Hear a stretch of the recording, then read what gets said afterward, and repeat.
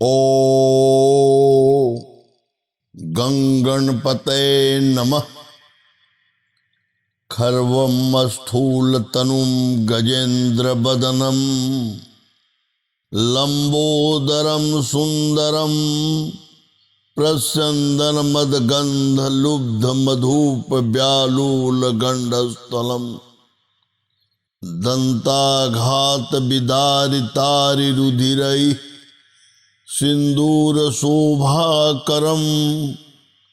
वन्दे शैलसुतासुतं गणपतिं सिद्धिं प्रदं कामदम्।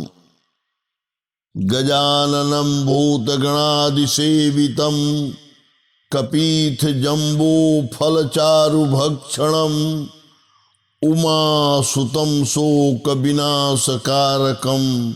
नमामि विघ्नेश्वरपादपङ्कजम्। यत्र योगेश्वरः कृष्ण यत्र पार्थो धनुर्धर तत्र श्रीविजयोर्भूतिर्ध्रुवा मतिर्मतिर्मम। जय मां। कई विषयों पर हम आप लोगों के बीच चर्चा कर चुके हैं, पर आज मुझे लग रहा है कि शनि ग्रह पर विशेष रूप से चर्चा की जाए। जन्म कुंडली में या हस्त रेखा में शनि का बड़ा ही महत्वपूर्ण रोल है। सामान्य तौर पर तो लोग शनि से बहुत ही भयभीत रहते हैं। इसका कारण भी, शनि संघर्ष कराने वाला या शनि तपस्या कराने वाला ग्रह के रूप में जाना जाता है।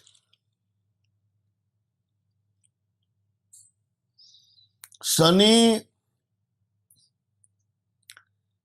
जन्म कुंडली में नक्षत्रों में वह पुष्य, अनुराधा और उत्तरा भाद्रपद नक्षत्र में जन्म होने पर विंशोत्तरी मत से शनि की महादशा जीवन में रहता है। यानी उस जातक का जन्म शनि की महादशा में होता है। अब हमारे यहां दशा की गणना करने की 3 विधि है। एक विंशोत्तरी विधि है, दूसरा अष्टोत्तरी विधि है और तीसरा योगिनी विधि है। अष्टोत्तरी विधि का वर्णन या उस पर विचार मुख्य रूप से दक्षिण भारत में रहने वाले लोगों के साथ ही किया जाता है। विंध्य क्षेत्र वाले लोगों के साथ विंशोत्तरी दशा की गणना करनी चाहिए, लेकिन किसी जातक की परफेक्ट भविष्यवाणी करने के लिए, उसके जीवन के विषय पर चर्चा करने के लिए या बताने के लिए या उसका दिशा निर्देश देने के लिए 2 दशा का निश्चित रूप से गणना करनी चाहिए और उस पर विचार करना चाहिए। ये अगर दक्षिण भारत में है तो आप अष्टोत्तरी और योगिनी दशा का मिला करके फलित करें। अगर उत्तर, पूरब, पश्चिम लिए हुए क्षेत्र में रहते हैं तो विंशोत्तरी और योगिनी को मिला करके फलित करें। योगिनी दशा में उल्का महादशा जो है वो शनि की महादशा होती है।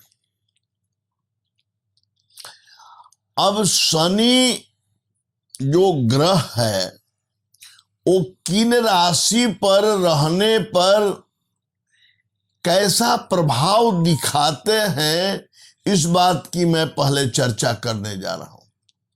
पहला तो बात आप जान लीजिए कि अगर शनि किसी की जन्मपत्री में धनु और मीन राशि पर स्थित है तो यह पहले जान लीजिए कि उसकी शनि की महादशा अच्छा फल देगा,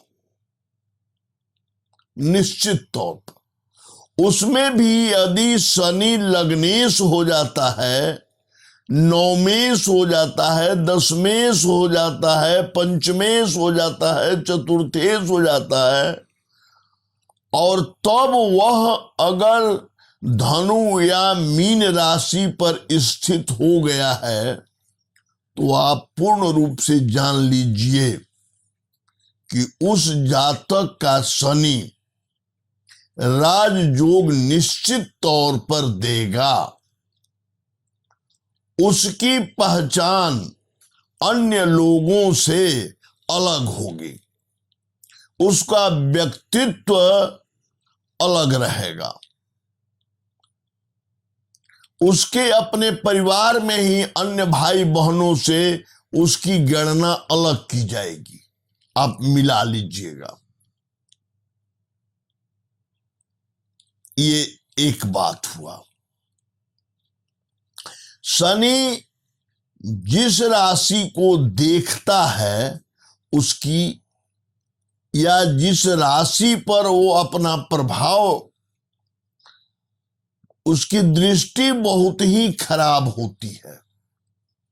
खास करके सिंह राशि, वृश्चिक राशि, मेष राशि और कर्क राशि पर अगर उसकी दृष्टि पड़ती है तो उसमें वो बहुत ही विघ्न उत्पन्न करता है, उसमें वह काफी कष्ट पैदा करता है। अगर किसी का अष्टम स्थान पर सिंह राशि है और शनि उस पर देख रहा है तो समझिए कि उसके जीवन में स्वास्थ्य को लेकर काफी परेशानी आएगी। किसी के अष्टम स्थान पर वृश्चिक राशि है और उसको शनि देख रहा है, कर्क राशि है, शनि देख रहा है, तो ये आप पक्का जान लीजिए कि उसके जीवन में स्वास्थ्य को लेकर के काफी परेशानी आनी है। अगर किसी की कुंडली में पंचम स्थान पर मेष, वृश्चिक, सिंह या कर्क राशि है और उस पर शनि की दृष्टि पड़ रही है तो आप स्पष्ट जान लीजिए कि उसको लाइफ में, जीवन में जलील होना, अपमानित होना, शिक्षा में बाधा आना, अच्छा काम करने के बावजूद उस पर दोषारोपण होना, साथ ही संतान को लेकर परेशानी आना, संतान का नुकसान होना, ये जरूर जीवन में उसे फेस करना पड़ेगा। क्योंकि शनि की दृष्टि बहुत ही कठोर होती है आप सभी ग्रह 7वें घर पर दृष्टि डालते हैं, शनि भी 7वें घर पर दृष्टि डालता है, लेकिन स्पेशल इसकी 2 और दृष्टि होती है, तीसरा घर पर और 10वां घर पर। जहां यह बैठता है वहां से तीसरे घर और 10वें घर पर पूर्ण दृष्टि डालता है।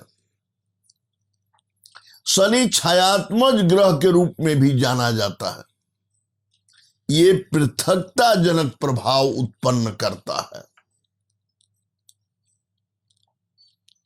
उत्तर काला मृत तो स्पष्ट लिख दिया है कि शनि के साथ अन्य जो 2 और छायात्मज ग्रह हैं उनमें से एक इसके साथ होकर के कहीं प्रभावित कर रहा हो तो उस घर को नुकसान काफी पहुंचाता है। उस नुकसान की भरपाई होना भी संभव नहीं लगता। विशेष दैवी कृपा ही होने पर उसकी क्षतिपूर्ति हो सकती। शनि की दशा 19 वर्ष की होती है, ये पहले जान लीजिए, विंशोत्तरी मत से, और योगिनी मत से उल्का दशा 6 वर्ष के लिए होता है। इस दशा में रोग, अपमान तथा कई प्रकार के विघ्न उत्पन्न होते हैं एवं परिवार में प्रियजन का निधन भी होता है। मैं तो रोज किसी न किसी की कुंडली में शनि महादशा पर चर्चा करता हूं और ये देखने को मिलता है। शनि की चर्चा होते समय मैं ये बता दूं कि अयोध्या में राम का राज्याभिषेक की जगह वनवास जो हुआ और दशरथ की जो मृत्यु हुई, ये सारी शनि की महादशा में ही हुई है। इतने पुरुषार्थी राजा दशरथ और पुत्र शोक में अपना जीवन समाप्त कर दिए।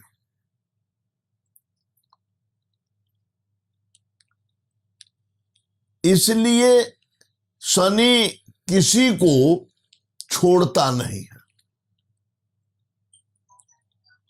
वह परीक्षा लेता है, तपस्या कराता है, और यदि उस परीक्षा में आप सफल हो जाते हैं तो इसके बाद आप ऐश्वर्य भी भोगते हैं। ये भी आप जान लें। हरिश्चंद्र की जो इतनी विकट परिस्थिति आई वो शनि की ही महादशा थी। शनि की महादशा को शांत करने के लिए कई उपाय बताए गए हैं। उन उपायों में मैं आपको 2-3 मुख्य उपाय की चर्चा कर देता हूं। एक तो रत्न के द्वारा शनि को सही किया जा सकता है, उसको न्यूट्रलाइज किया जाता है। शनि का रत्न नीलम होता है, लेकिन आप पहले बात जान लीजिए कि शनि की कुंडली में स्थिति देख करके ही नीलम को धारण किया जाता है। लेकिन शनि की महादशा में पोखराज पत्थर बहुत काम करता है, क्योंकि पोखराज बृहस्पति का रत्न है और बृहस्पति शनि को न्यूट्रलाइज करता है, उसको सद्बुद्धि से प्रेरित करता है, उसके अंदर सहन शक्ति प्रदान करता है। आमतौर पर लोग शनि की महादशा में नीलम धारण करने के लिए कह देता है, लेकिन नीलम बहुत योग्य व्यक्ति से, जिसकी अनुभव बहुत सही हो, उस व्यक्ति से राय लेकर के ही नीलम धारण करना चाहिए। वैसे एमेथिस्ट, जमुनिया, काला घोड़ा के नाल सामान्य तौर पर प्रयोग में ला सकते हैं, लेकिन पीला पोखराज बहुत काम करता है। शनि के दशा में पोखराज पहनने से अचीवमेंट तो बहुत नहीं मिलेगा, लेकिन जो बहुत हानि होनी है उसको वो कंट्रोल कर देता है। जितनी हानि होनी चाहिए वो नहीं होने देगा। एकदम ये मैं दावा के साथ कहता हूं। मेरा जो 40-45 साल का अनुभव है, जो मैंने इसमें देखा है, वो इसमें सफलता प्राप्त हुआ है। शनि से पंच महापुरुष योग में सस नामक पंच महापुरुष योग भी बनता है। शनि अगर अपनी राशि पर या उच्च अपनी तुला राशि पर केंद्र में स्थित हो, पहला, चौथा, 7वां और 10वां घर में स्थित होता है, तो सस नामक पंच महापुरुष योग बनता है। ऐसा जातक लंबी आयु वाला तथा नृप तुल्य सुख ऐश्वर्य को भोगने वाला होता है। उसके साथ सब कुछ उपलब्ध होता है। माता पिता, भाई बहन, सेवक, वाहन, हाथी घोड़ा, सब प्रकार की सुविधाएं जो एक राजा के पास होनी चाहिए, वो उसे उपलब्ध होता है। साथ ही वो दीर्घायु 77 वर्ष से ऊपर की आयु जीने वाला होता है।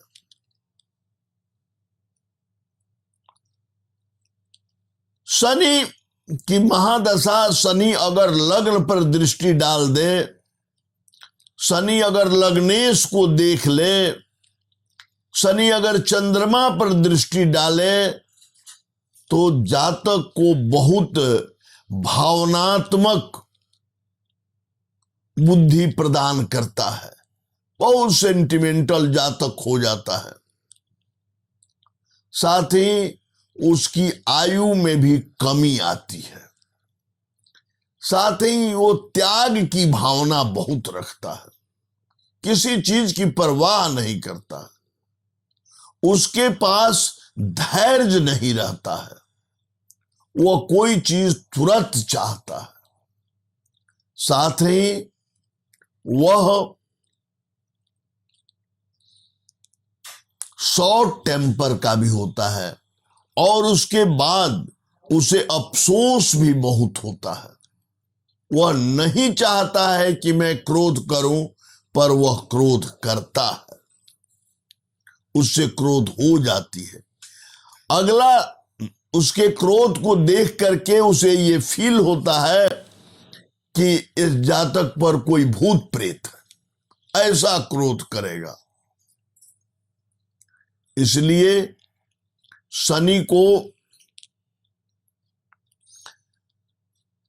अगर अनुकूल बनाने है तो हाथी को सप्ताह में एक दिन फल खिलाइए, बहुत लाभ होगा, बहुत लाभ होगा, अति लाभ होगा।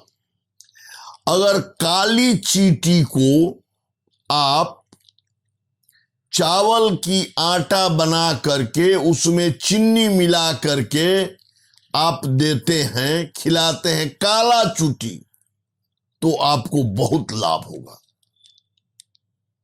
शनि इतना लाभ देगा कि जिसकी आप कल्पना नहीं कर सकते हैं। आप ये जानिए कि आपको राजयोग आ गया, सारा ज्योतिषी लोग का प्रिडिक्शन फेल कर जाएगा, असत्य साबित हो जाएगा। अगर आप पीला पुखराज धारण कर लेते हैं, हाथी को फल खिलाते हैं, और अगर चावल की आटे बना करके उसमें चीनी मिलाकर, या नारियल के बुरादा में चीनी मिलाकर, या बादाम की पीस करके उसमें चीनी मिला करके अगर काले चींटी को खिलाते हैं, तब आपको बहुत लाभ होगा। मैंने उस लाभ को मैं शब्द में व्यक्त नहीं कर सकता। साथ ही शनिवार के दिन सरसों तेल, लोहा का बर्तन, स्टील का नहीं, लोहा का बर्तन, गेहूं, गुड़, नीला रंग का कपड़ा, मूली पत्ता समेत कूस की चटाई, ये सब दान करते हैं, किसी धर्म स्थल में ब्राह्मण को देते हैं दक्षिणा के साथ नतमस्तक होकर, तो आपको इससे भी काफी लाभ होगा। इसके अलावे शनि का जप भी है। अगर शनि बहुत प्रतिकूल है तो आप उसके वैदिक मंत्र ओम सन्नो देवी रभिष्टय आपो भवन्तु पीतये सन्नो रवि स्रवन्तु नः, इस मंत्र से 92,000 जप करावें, उसका फिर दशांश जप करावें 9,200, और तब उसका हवन करें, काफी लाभ होगा।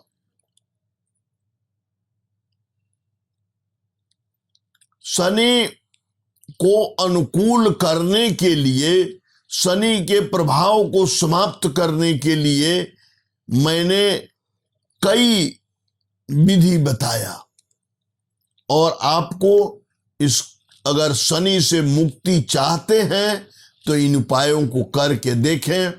लेकिन इस बात को हमेशा ख्याल रखें कि आपका वास्तु सही होना चाहिए, आपके कुल देवता, पितृ देवता सही रहना चाहिए।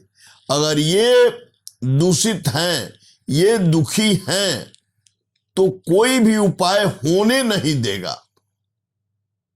ये पहला बात जान लीजिए, इसमें विघ्न आना ही है। या तो आपके मन में ही नहीं बनेगा, आपको सही गाइड करने वाला कोई नहीं मिलेगा, या कोई गाइड भी कर दिया तो आपको विश्वास नहीं बनेगा, आप कर नहीं पाइएगा। शनि को शांत करने के लिए और अटूट संपत्ति प्राप्त करने के लिए बंदर को भी फल खिलाया जा सकता है, बहुत लाभ होगा। क्योंकि शनि और हनुमान जी के बीच में ये कमिटमेंट है, संधि है।